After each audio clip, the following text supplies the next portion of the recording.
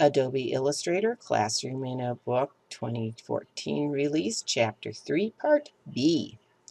Now we're going to create a rectangle with rounded corners for another part of the illustration. We're also going to round the corners on one of the existing rectangles using live corners. We're going to select the zoom tool and click on the smaller rectangle that we created. Bring that up. In fact, I'm going to click a second time and bring that up a little bit more. Now, I'm going to grab my rectangle tool, which I think I have lost. But what I'm going to do is hold down, and this time I'm picking up the rounded rectangle tool.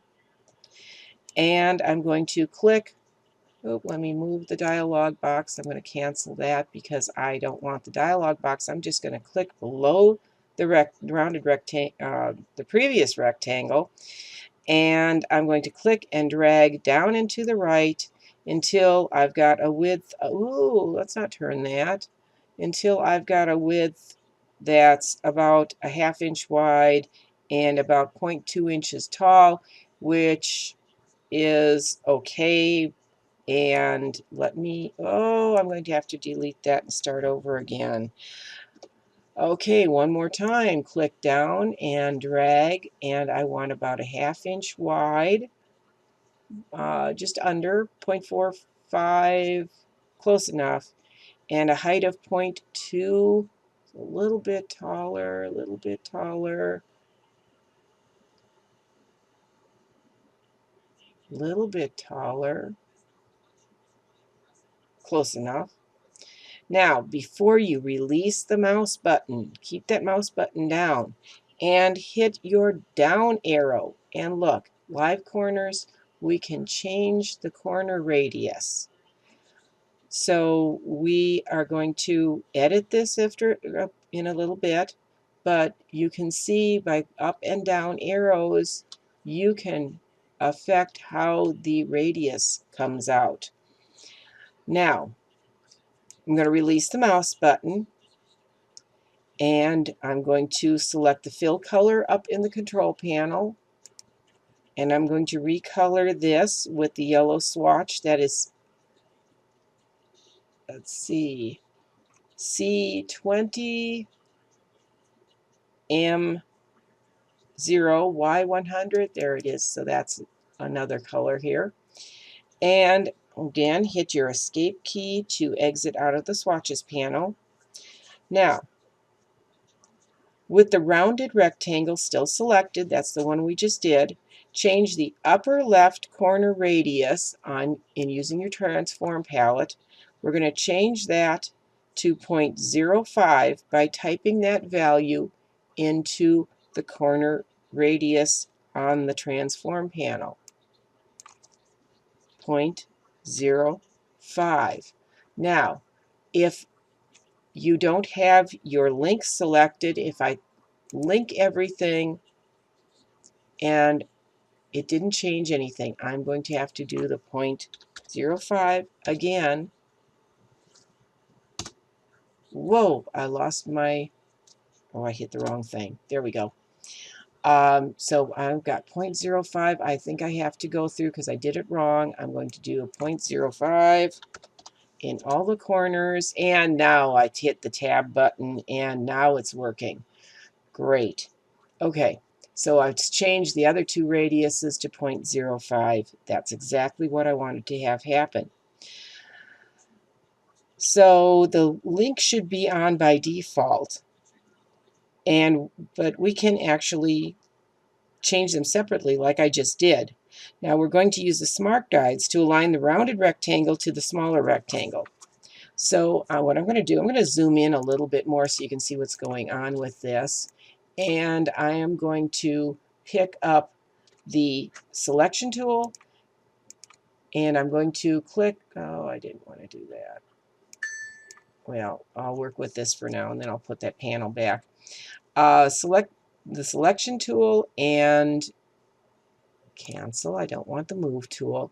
I'm going to click and drag my rounded rectangle so that it is lining up, and I don't know if you can see the word intersect popping up, but I've got the lines, the vertical line showing that I am aligning the centers together, and then the word intersect is coming up right over the line, the center of that line, and that means I've got them directly lined up. Let me go to view and show the outline view, and you can see that the lines are perfectly in alignment, and we're using the smart guides to do that.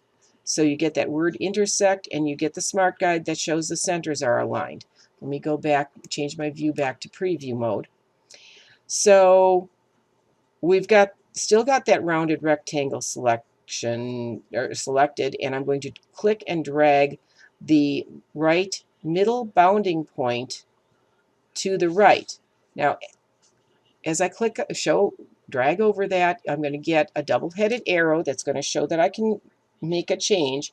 Click and start dragging, and as I am dragging, I hold down my Alt button, which is going to allow me to drag both sides out at the same time. Now, if you're using a Mac, you're going to use your Option key. But I'm holding down my Alt key, and I can drag from the center of the shape out.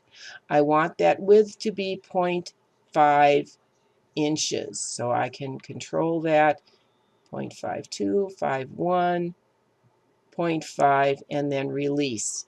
And then release the Alt button. If you release the Alt button before you release your mouse button, you will only have changed one side, not both sides. So it's very important that you do not release that Alt button until after you have released your mouse.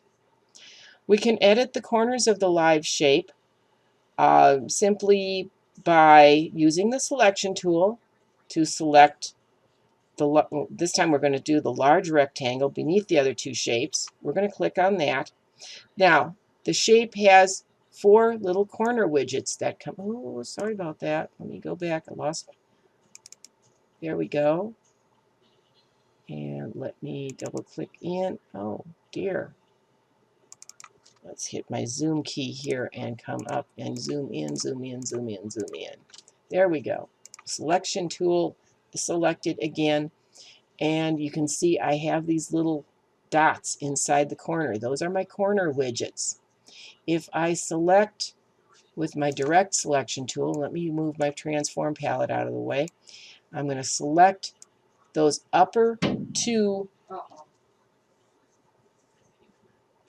widgets, and I'm going to drag those in.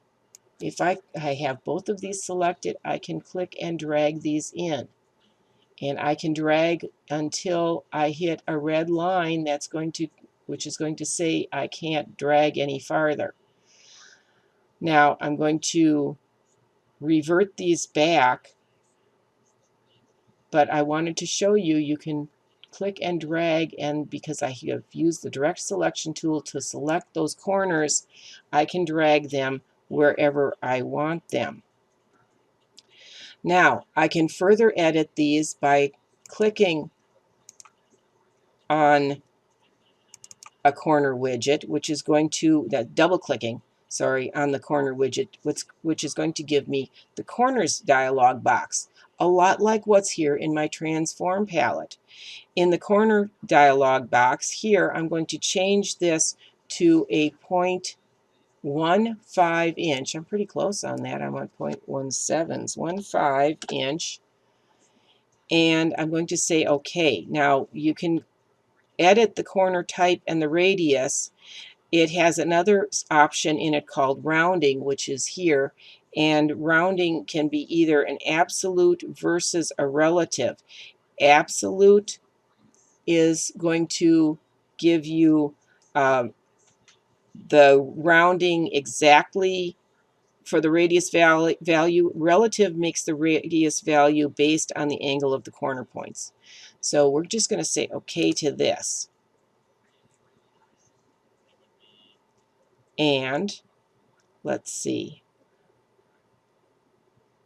We're going to go back now in the control panel up here, click on corner. Those 2 corners are still selected. I never deselected them. I'm going to change my radius here back to 0. which is going to square those up. Now, I also need to round the bottom corners. Now I can do that. I'm going to go back to my selection tool and just click on the rectangle to select it. And I'm going to use my transform panel now, and I'm going to unlink my corner radius values. So I have the broken link in there, and I'm going to change the bottom corners only to 0.1 inch. Let me change the next one to 0.1, and I can hit enter on that, and that's going to change that. I also want to change these from being rounded to what is called a chamfer option. So I'm going to click on my rounded selection and change this to chamfer, and the same thing on this side. Corner type, click on it and change it to chamfer. So let's see, we've got all of those resized, and now we're going to view fit artboard in window, and we're going to save at this point.